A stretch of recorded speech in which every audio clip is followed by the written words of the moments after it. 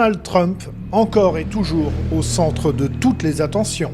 Depuis la publication du nouveau National Security Strategy of the United States of America, en français Stratégie de sécurité nationale des États-Unis d'Amérique, nombreuses sont les réactions en Europe et à travers le monde pour analyser et comprendre ce document ou bien l'exploiter partiellement à des fins de communication et de propagande. Sur la forme, le document, daté de novembre 2025, publié sur le site de la Maison-Blanche, dénote par son format relativement court, puisque le texte compte une trentaine de pages. Il expose aussi bien les grandes lignes de la politique nationale qu'internationale des États-Unis. Il s'efforce d'identifier ce que veulent les États-Unis et les moyens qu'ils doivent mettre en œuvre pour y parvenir, en détaillant également pour chaque région du monde une stratégie spécifique. On peut aisément qualifier ce document de doctrine Trump, voire de doctrine Trump-Vance, et il se pourrait bien donc que la philosophie de ce document se poursuive dans le temps, dans l'éventualité où J.D. Vance parviendrait à succéder à Donald Trump. Pour faire simple, il s'agit d'une doctrine qui vise à trouver les moyens de faire perdurer au cours du siècle en cours la puissance et la domination américaine, ou à tout le moins le fait que les États-Unis soient le premier pays dans un certain nombre de domaines. Il s'agit donc d'une doctrine actualisée d'une certaine forme d'impérialisme américain, en rupture donc avec une certaine idée du mondialisme qui vise à terme à diluer intégralement les nations dans un ensemble global qui serait gouverné par des élites transnationales. Ce document reconnaît avec justesse les erreurs des États-Unis depuis 1945, avec le développement du libre-échange qui a sapé l'industrie américaine, des guerres coûteuses qui n'ont pas été dans l'intérêt des États-Unis, et dans les 20 dernières années, un excès d'immigration et un délire woke qui ont affaibli de l'intérieur la puissance américaine.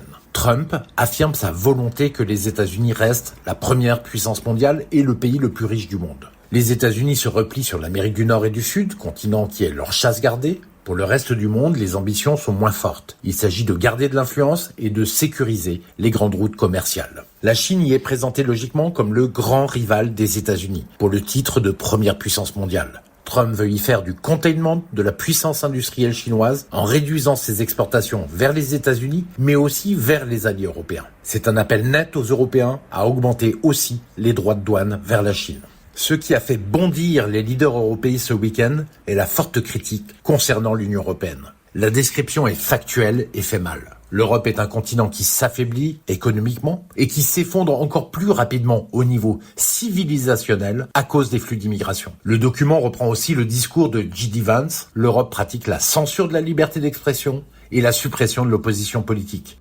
Quant à l'Europe, on ressent un certain malaise américain vis-à-vis de l'évolution du vieux continent. Le document constate à quel point l'Europe est en décrochage rapide et brutal, une réalité qui inquiète de façon générale aux États-Unis et ailleurs dans le monde, même si cela éveille aussi certains appétits impériaux. Le document affirme que les États-Unis veulent même aider l'Europe à retrouver sa confiance en elle-même et à renouer ses relations avec la Russie. Des affirmations qui sont en rupture totale avec les politiques précédemment menées par les États-Unis, mais aussi, selon Philippe Murer, pleine d'hypocrisie. Si ce document est assez réaliste, il est aussi très hypocrite, car il oublie la responsabilité américaine dans l'affaiblissement de l'Europe. Qui, en ce moment même, affaiblit économiquement l'Europe en la forçant à acheter du gaz de schiste américain 4 fois plus cher que les Américains, et en lui imposant 15% de droits de douane. Qui a poussé les flux d'immigration? Le wokisme en Europe, si ce n'est les États-Unis et les ONG financées par Soros ou Rockefeller, avec l'approbation tacite du gouvernement américain. Qui a affaibli structurellement les nations européennes et donc leur identité nationale, si ce n'est le gouvernement américain qui a influé fortement pour la naissance de l'Union européenne dans les années 50-60. Qui a excessivement fait supporter la responsabilité aux Français des crimes nazis pendant la Seconde Guerre mondiale, si ce n'est un certain Robert Paxton, appuyé en cela par l'appareil d'influence américaine. Et même s'ils font semblant de s'indigner de ce document, quasiment qualifié d'ingérence dans les affaires européennes, on constate que de façon indirecte, certains dirigeants européens ont d'ores et déjà envoyé des signaux de soumission à cette nouvelle doctrine Trump. Champion toute catégorie du en même temps, le président de la République française, Emmanuel Macron, pourra tout aussi bien critiquer ce document que lui donner raison, puisque lors de son déplacement en Chine, de façon concomitante à la publication de la doctrine américaine, le président Macron a évoqué évoqué la possibilité de recourir à des droits de douane avec la Chine. On notera aussi des critiques contre le développement excessif des normes en Europe, ce qui est certes une critique juste, mais qui ressemble également à une invitation à assouplir les normes européennes qui sont contraignantes pour les entreprises américaines. En clair, la doctrine Trump, qui se veut bienveillante vis-à-vis d'une Europe en perdition complète, ressemble davantage à un plan consistant à ce qu'elle continue de se noyer, mais en restant dans le filet américain, pour éviter donc qu'elle ne se fasse dévorer par d'autres. Suivre l'exemple du bon sens de la doctrine Trump-Vance, mais en poursuivant son propre chemin, voilà sans doute ce qui pourrait permettre à l'Europe de retrouver son indépendance et sa prospérité. Mais au vu de l'état de ses élites actuelles, d'une part, de la structuration paralysante de l'Union européenne, d'autre part, et de l'inféodation aux États-Unis pour couronner le tout, redresser l'Europe ressemble pour l'instant davantage à un vœu pieux qu'à un programme réaliste qui serait mis en place prochainement. Zelensky, réfugié à Londres, alors que Donald Trump a rejeté la possibilité d'une paix en Ukraine dans le camp de Kiev. Le président était ce lundi à Londres pour rencontrer les dirigeants européens opposés au plan de l'oncle Sam. Un blocage de plus en plus difficile à justifier. Le point tout de suite. Les Européens conduisent-ils Zelensky à la capitulation ? C'est en tout cas ce que l'on pourrait penser en observant cette nouvelle réunion organisée ce lundi à Londres. Une opération diversion qui tombe après un nouveau coup de pression de Donald Trump sur Volodymyr Zelensky. Je dois vous dire que je suis un peu déçu que le président Zelensky n'ait pas encore lu la proposition de paix. C'était le cas il y a quelques heures. Son peuple l'adore, mais lui non. La Russie est d'accord. La Russie, vous savez, la Russie préférerait sans doute avoir tout le pays si on y pense. Mais la Russie est, je crois, d'accord avec la proposition. Mais je ne suis pas sûr que Zelensky le soit. Son peuple adore la proposition, mais lui ne l'a pas lue. Des propos assez clairs dans la bouche du président américain. D'abord, il fait de Volodymyr Zelensky un responsable inconséquent, seul à refuser la paix.